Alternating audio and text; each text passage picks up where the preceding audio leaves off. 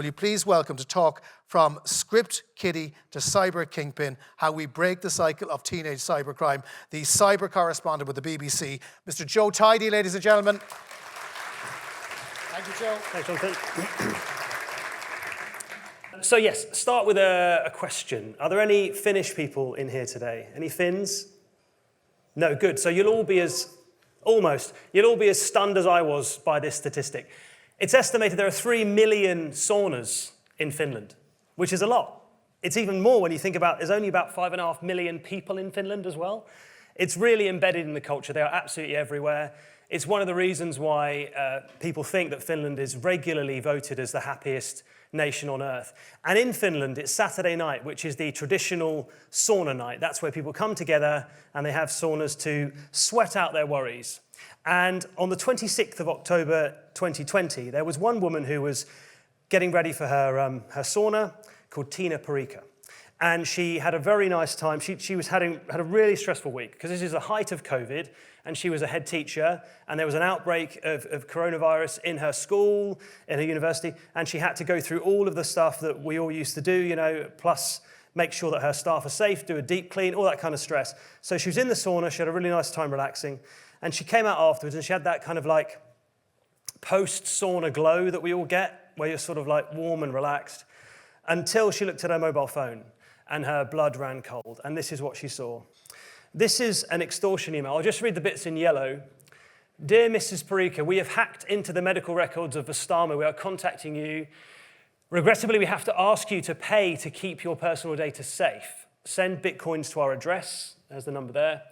If we don't receive our money after this period, your details will be made available for all to see, including, and this is the really nasty bit, the transcripts of your conversations with your therapist or psychotherapist at Vestamo. We talk about data breaches all the time. We've been talking about them all morning.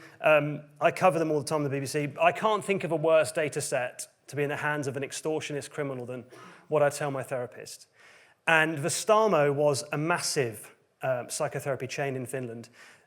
I was told during the research that everyone knows someone who was affected by this breach, because of course, Tiina wasn't alone. There were lots of people who also received that email. And she felt alone in the moment, though. She was doing the kind of maths, working out, well, hang on a second, I've been to the therapist once a week for 2 years. I've told them about my marriage problems, stress at work, the stress and heartache of having 2 disabled children. And she said she had a real physical reaction. She described it to me as like a psychological rape. But more than 27,000 people received that email with their own name, with their own details, their social security number, that kind of thing, to prove it was real. And of course, as you can imagine, it became a global story. This was something we hadn't really seen before in cybercrime.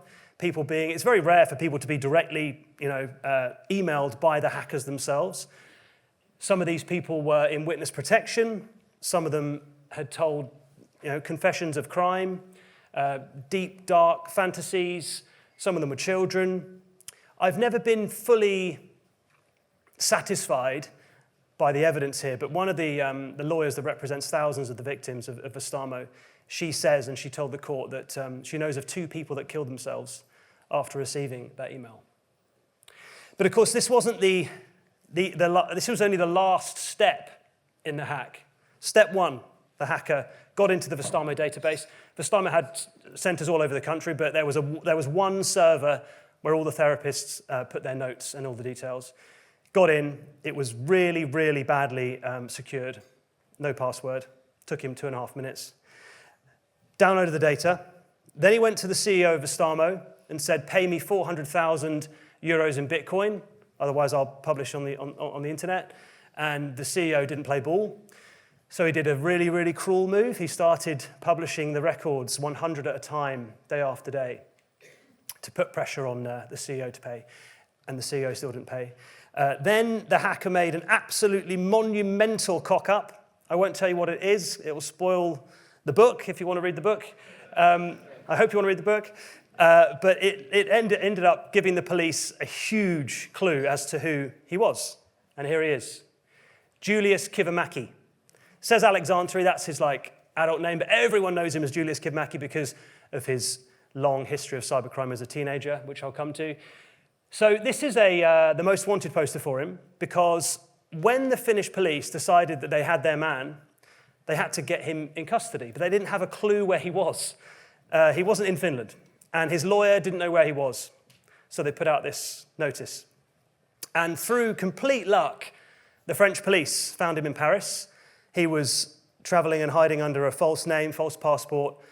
They brought him in, and he's now been convicted of this awful, awful cybercrime.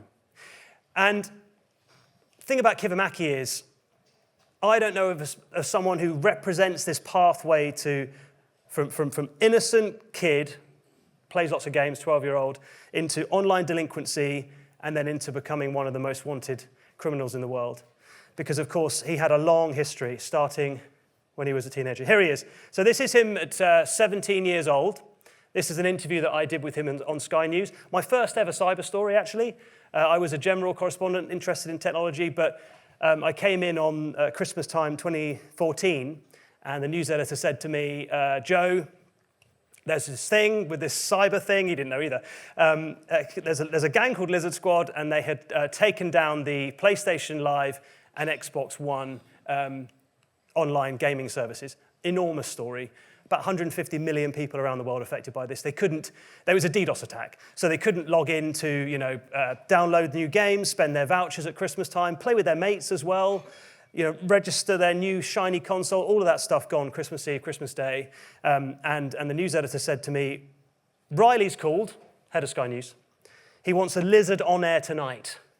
So what on earth am I going to do? How am I going to get one of these lizards to talk to me? Oh, you can see Ryan, by the way. That's because that's one of his aliases. I didn't know his real name at the time. I didn't also know that he was on double police bail at the time when he gave me that interview for Sky News. He'd already been arrested twice and was uncautioned for other cybercrimes. But he wanted to come on and talk to me. And that's sort of lesson one about these teenage gangs. They absolutely love the attention. I was blown away by the kind of nihilism and arrogance of this 17-year-old. Didn't give a damn of all the hassle he was causing around the world. And of course, he didn't do it alone. This is his crew. Anyone recognize Lizard Squad? That logo, that name? Yeah. Your blood runs cold, no doubt. Hairs on the back of your neck. Lizard Squad were a really prolific gang in 2014, 2015. They carried out not only the Christmas Day hacks, they were called the Christmas Grinches by the tabloids for their hack. They carried out lots of other things as well. There's one that always sticks in my mind, which I like to mention because it kind of gives you an idea of the sort of people we're talking about here. So they hacked the website of Malaysia Airlines. They did a DDoS and a defacement as well. And instead of putting 404 page not found, which is what you get when the website goes down, they made a sick joke. They put 404 plane not found. Obviously, at that time, everyone was wondering where MH370, the missing airline, was. So that gives you an idea of what kind of people these guys are.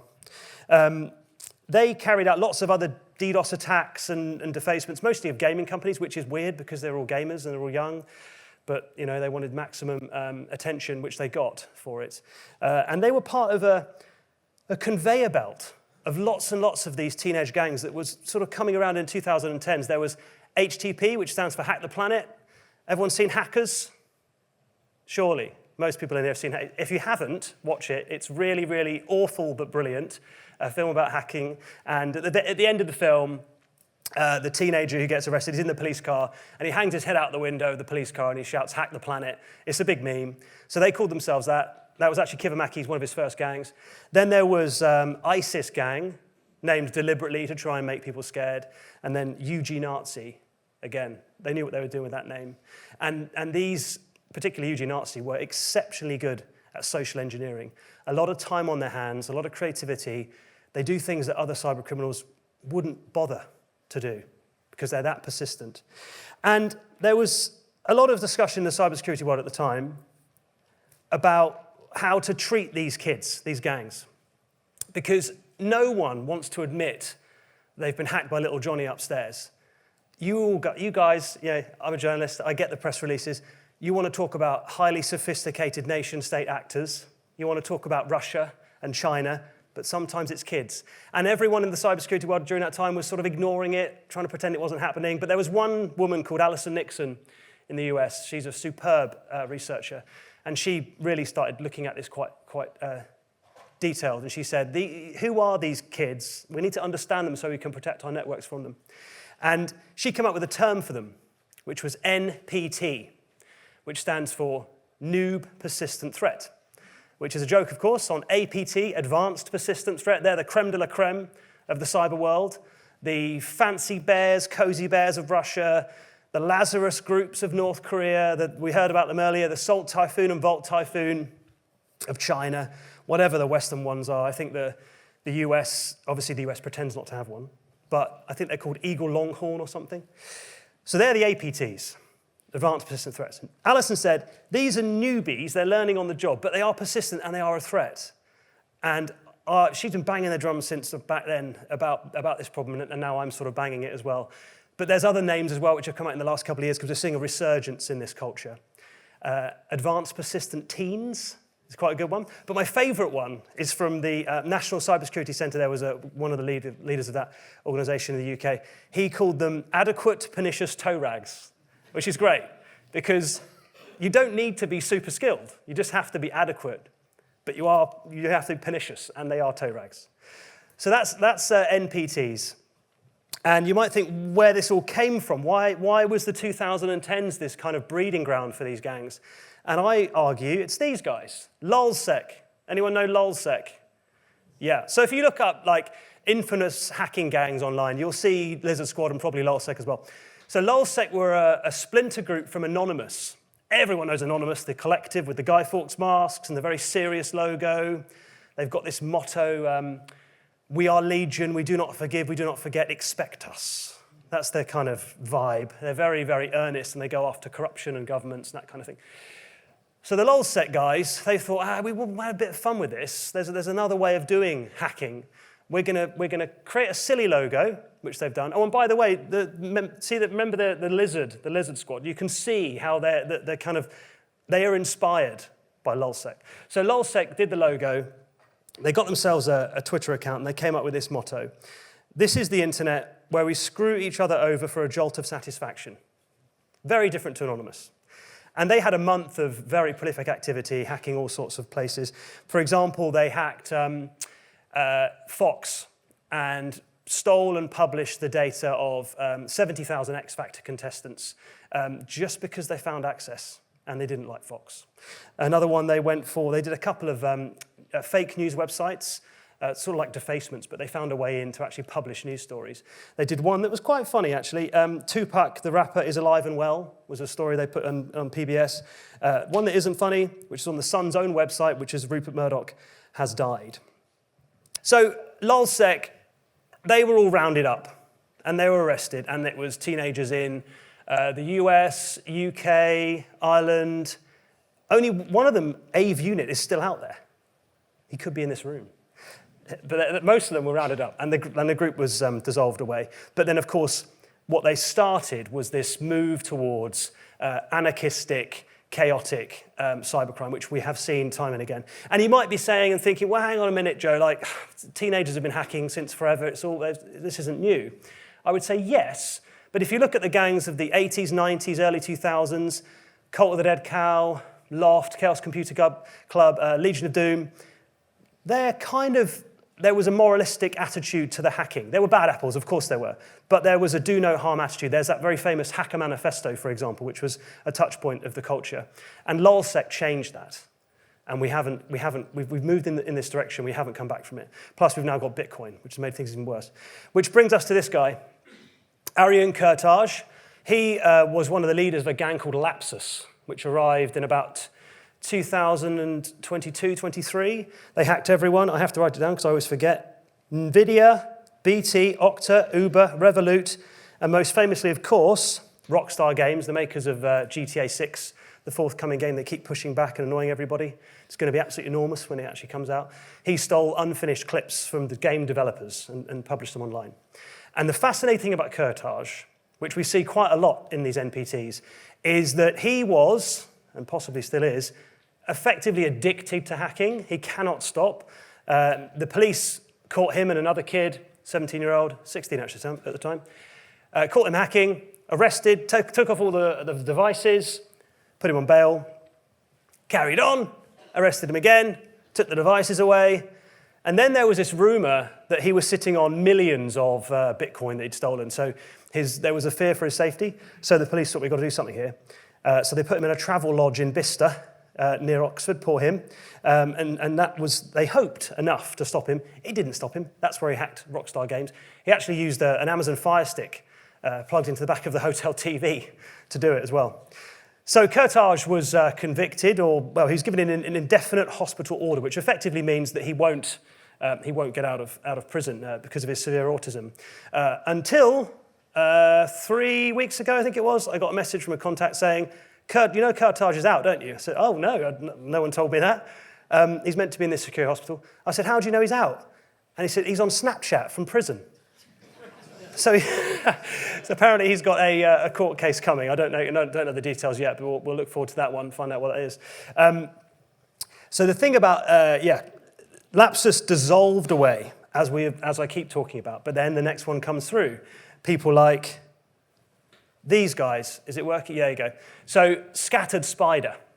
Everyone has heard of Scattered Spider. If you were in Zeki's talk earlier, they are a cluster of teens, we think, from the UK and US. They're English-speaking, probably Ireland as well, no doubt. And they have caused a huge amount of economic damage the last couple of years, and they have continued this cycle of new gangs coming through. The reason I show you this, they're the ones that did Co-op and M&S and Harrods. And I was covering the story for the BBC, and I was in a conversation with the hackers because they messaged me saying, oh, did you know that Co-op is playing down the hack? They're saying that we didn't get in, but we did get in. And I was like, oh, okay. And they showed me evidence that they've got data of millions of people, so we did a story about it. But they sent me this on Telegram in the chat, out of the blue, randomly. And there's a couple of lessons here, I think, again, about NPTs. They want to feel powerful. They made that image in Gen AI or whatever because they feel powerful. They feel that they are in control. And that's something that you don't really normally see in cybercrime. There's a kind of hack, and then if they don't pay, move on to the next one. But they wanted, not only did they want to feel strong, they also wanted the co-op to be even more embarrassed than it actually was. The other reason I bring it up is because of the Dragon itself. That represents DragonForce, which is a ransomware as a service outfit. We've heard about that today. So anyone can become an affiliate nowadays of a ransomware group. You just hack into wherever you want to hack into with whatever skills you got. NPTs, very good at social engineering, but they can't write their own malware. And they haven't got their own darknet leak site and a kind of extortion service, negotiation portal. So they just borrow DragonForces. And that's what we've seen, these kind of Western kids joining up with largely Russian-speaking, well-run, organized cybercriminals like DragonForce. What is also interesting is this next one. Another lesson here. These guys are having a good time. They're really enjoying themselves. Again, you don't really see this in cybercrime. This is another Telegram group of a gang that's kind of come around since Scattered Spider started getting arrested. They're calling themselves a super hacking group. They're trolling us. They know exactly what they're doing. They're trying to confuse law enforcement and journalists, trying to track their movements. So they're calling themselves Scattered Shiny Spider Lapsus Hunters.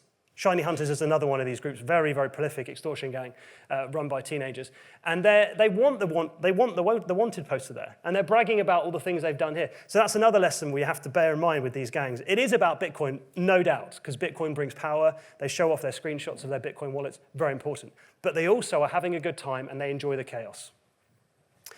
So the last 2 years or so, these are the ones that we think, the hacks that we think are to do with, done by teenagers. Very strong suspicions, of course. In some cases, we have had arrests directly linked to those. The one at the bottom, C2K, I spoke to someone last night who said that someone in this room is neighbors with the 16-year-old that has been arrested for that one. So that made me laugh. But it just gives you that extra bit of information, a bit of evidence. It's not always the Russians, all right? I hear it all the time. It's not always the Russians. So these are all the ones that are in the last couple of years. But I went through the index of my book to try and see what of a bigger problem this is, in the larger scale of things, the last 10 years or so. And this is all the ones that we know have been affected by these NPT groups. It's not a niche problem. And the thing I try and remind myself all the time is that behind every single one of those logos, there is a security team on its knees. There's an executive wondering if this is, the end. This is an existential moment for that company. There's victims of the victims. So in lots of those cases, there are thousands, sometimes millions of people who've had their data stolen as well by these hackers. And now they are further victimized because, of course, their data is in the kind of the soup that is on the dark net and elsewhere that people use to further carry out fraud and attacks. But also behind every one of those logos is a kid that's fallen down the wrong path and either can't change their ways or won't change their ways. And we, as a society in the cybersecurity industry and law enforcement, we have failed time and time again to stop the cycle. Thank you.